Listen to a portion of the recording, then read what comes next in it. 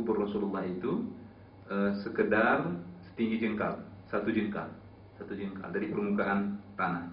Ini hadis rawahu Ibnu Hibban fi sahihi wal Baihaqi.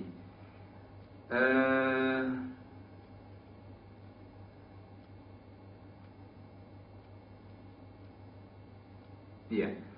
وأيده ما سيأتي من النهي عن الزيارة من التراب الخارج من القبر فإن من المعلوم أنه يبقى بعد الدفن عن القبر التراب الذي أخرج من اللحد الذي شغل جسم الميت. Oleh karenanya dari riwayat tersebut difahami oleh para ulama, ya, boleh bagi kita membiarkan permukaan kubur mayit tadi lebih tinggi dari permukaan tanah sekedar satu jengkal. Dari mana itu? Satu jengkal itu memang tanah yang merupakan hasil korekan kubur tadi untuk kemudian ditutup kembali. Karena memang sudah sebagian dari lubang itu ditutupi oleh badan mayit, itulah yang naik ke atas. Itu yang naik ke atas. Dengan kata lain, tidak boleh kita tambahkan tanah lain. Ya, tanah lain untuk menjadi pertanda agar lebih tinggi dari permukaan tanah. Biarkan tanah yang merupakan hasil dari korekan liang lahat tadi yang naik ke atas. Karena seukuran itulah, ya, diperkirakan tubuh mayit yang dikubur dalam kubur tadi. Nah, maka naiklah dia. Nah, gundukan sekedar setinggi satu jengkal.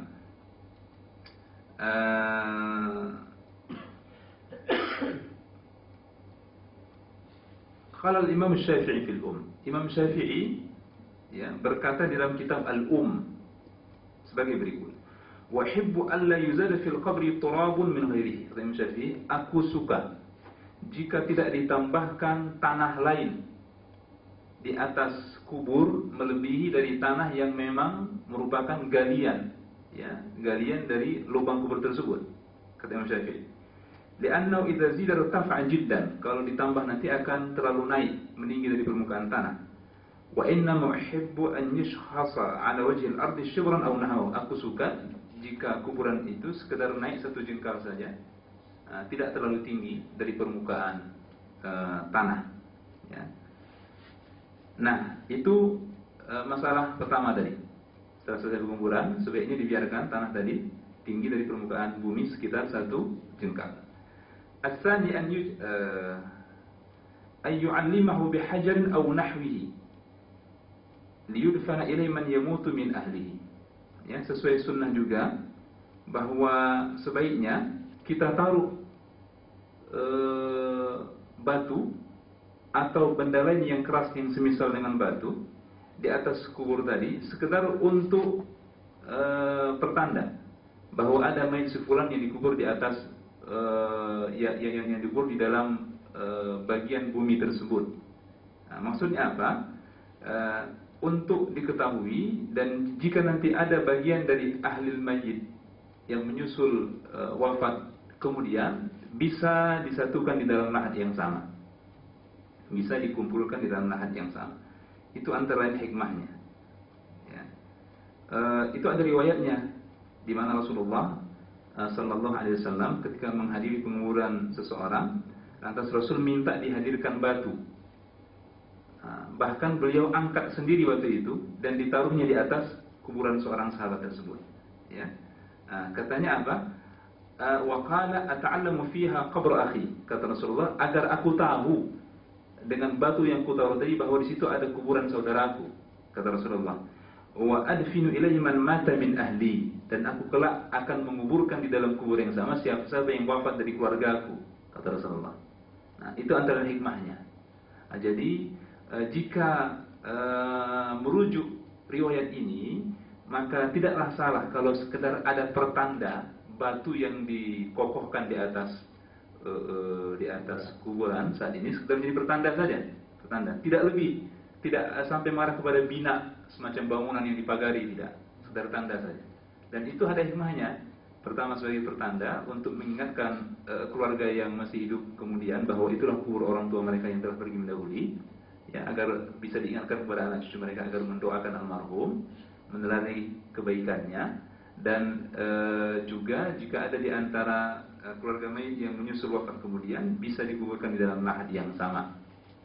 Seterusnya,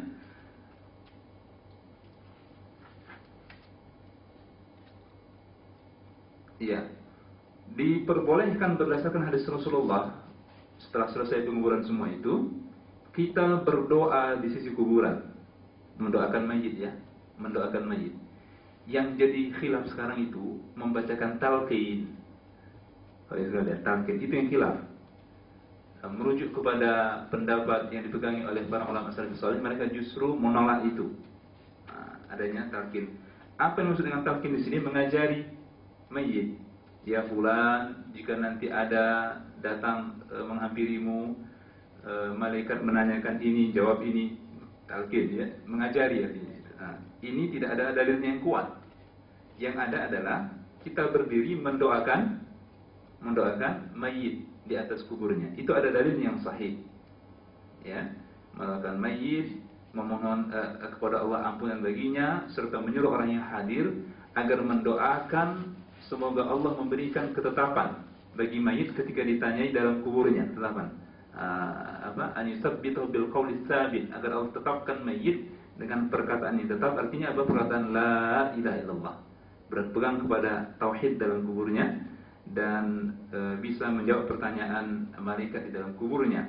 Ini berdasarkan hadis Utsman bin Affan radhiyallahu anhu, katanya kana an-nabiyyu sallallahu alaihi wasallam idza faragha min dafnil mayyit waqafa alaihi. Kata Utsman bin Affan radhiyallahu anhu, Rasulullah jika sudah selesai menguburkan mayit, Rasul berdiri di atas kuburnya sembari berkata, istaghfiru li akhikum, mohonlah ampunan. Rasul perintahkan kepada para sahabat yang hadir dalam prosesi pemakaman tadi, mohonlah ampun bagi saudara kalian ini.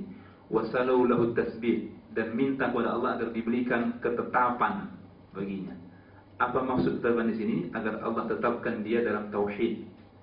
Dan sebenarnya seperti yang diberikan oleh para ulama, apa yang menjadi penutup dalam kehidupan seorang hamba itulah nanti yang akan menjadi penutup dalam kuburnya gitu. Jika dia tetap berpegang kepada kalimatul ikhlas alias kalimat tauhid di penghujung hayatnya, insya Allah dengan itu pula Allah akan tetapkan dia dalam kuburnya berpegang dalam kebenaran dan selamat dari pertanyaan malaikat serta terhindar dari azab kubur. Jika dia akhiri hidupnya dengan sebaliknya, atau dia jalani hidupnya semasa hayatnya dengan perbuatan-perbuatan kufur dan syirik, dikhawatirkan ini nanti akan melemahkan imannya dan menjadikan dia tidak mampu menjawab pertanyaan.